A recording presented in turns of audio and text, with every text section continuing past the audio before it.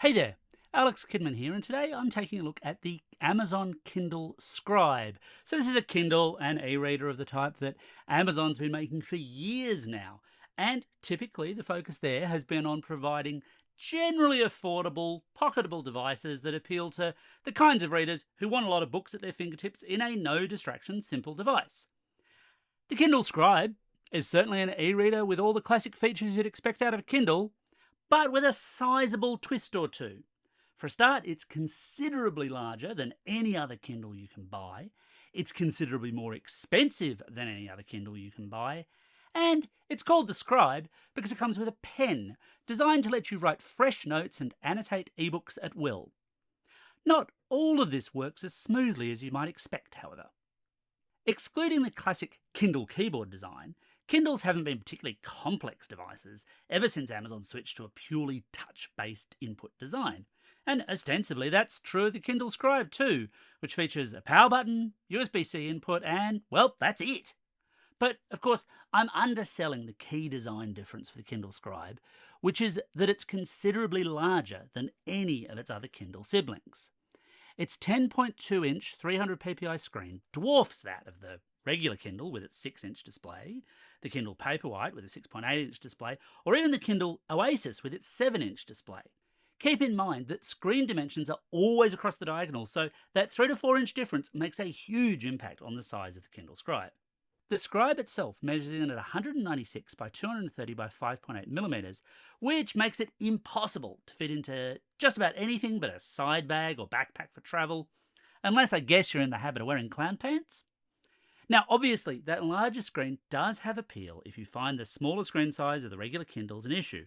It's an absolute boon, for example, for reading any kind of visual material, such as graphic novels or heavily illustrated books or technical documents. The flip side here, though, in design terms, is that it's considerably less convenient for one of the key reasons I rather like taking a Kindle with me when I travel. It's basically not particularly travel-friendly in the way that a regular Kindle is. I recently travelled specifically with the Kindle Scribe, and while it was fine if I was reading in bed late one night, it was considerably less convenient when I wanted to read in an economy plane set. It was cramped, it was difficult. I lost that kind of fluidity of, hey, I've got a Kindle in one hand that I can easily flick through. Instead, I had this massive slab in front of me. So what about performance? The Kindle Scribe interface works just like any other Kindle with a direct link, once you've connected it to a suitable Wi-Fi source, to Amazon's Kindle store to buy a wide variety of ebooks across every possible genre. Heck, with naked self-promotion in mind, I'll take this time to pimp a couple of my own ones that you can buy through the Kindle store.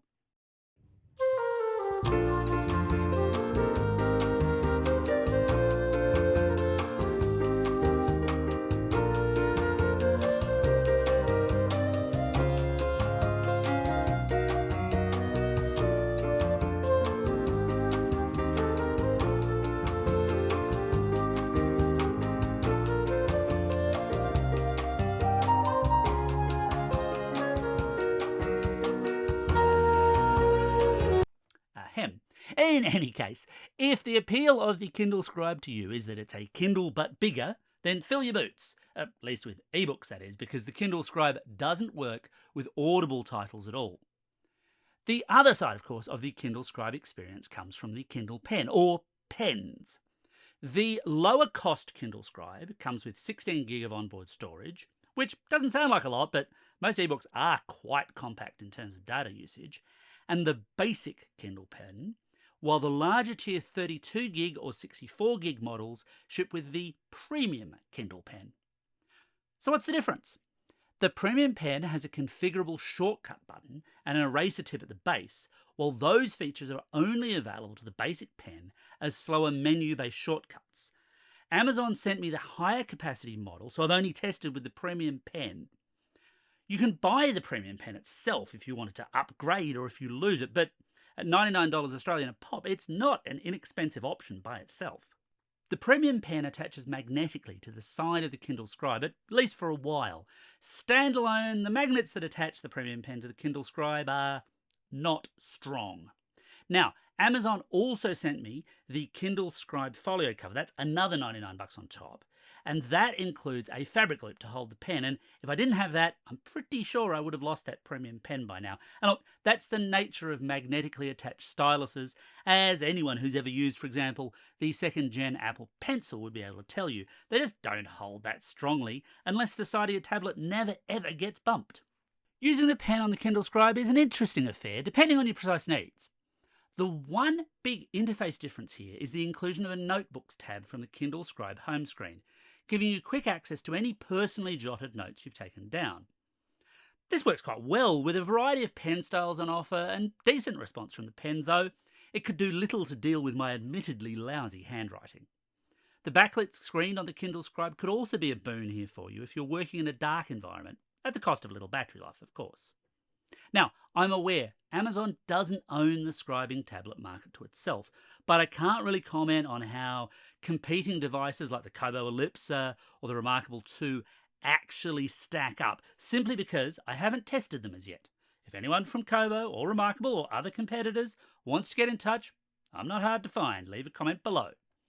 What I have tested and what does sit as a more obvious competitor, if you just want note jotting, would be a device like the entry-level iPad or any number of Android tablet devices.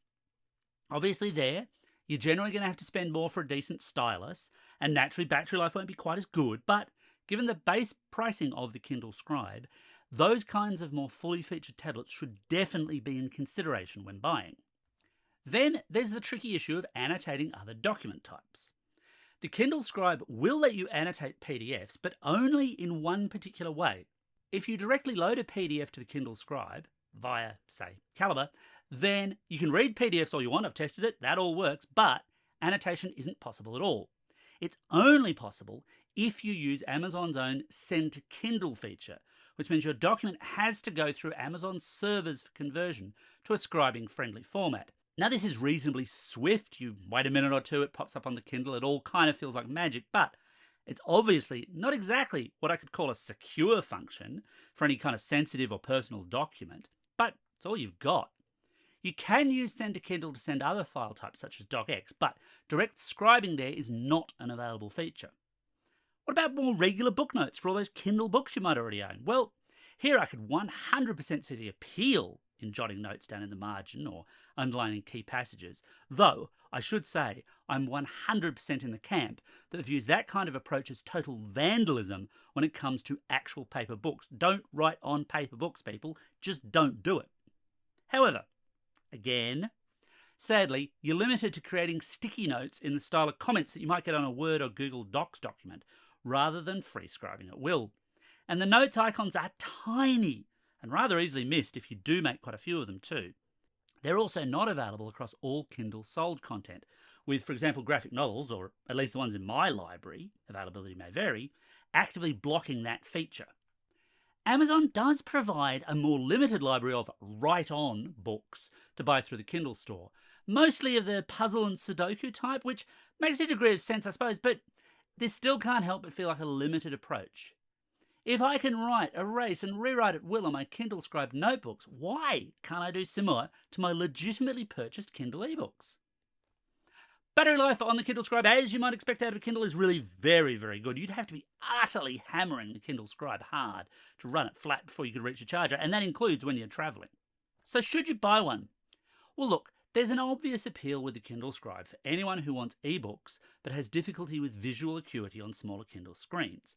It would be an absolute boon for anyone who otherwise relies on large print titles, for sure, no question. However, that's really only looking at half of the equation, because scribing is built into the name of the device. It's a capable enough jotting and note-taking device, but I kind of can't help but feel you'd be slightly better served with a regular tablet at this price point. Now, if Amazon could open up its Kindle library to allow a lot more note-taking in a more direct style, though, my opinion there would change. However, given the Kindle Scribe has been around for a while, I'm not sure that's going to happen. Anyway, that's my take on the Amazon Kindle Scribe. What do you think? What do you want to know? Let me know in the comments below, and as always, thanks for watching, and don't forget to hit like and subscribe.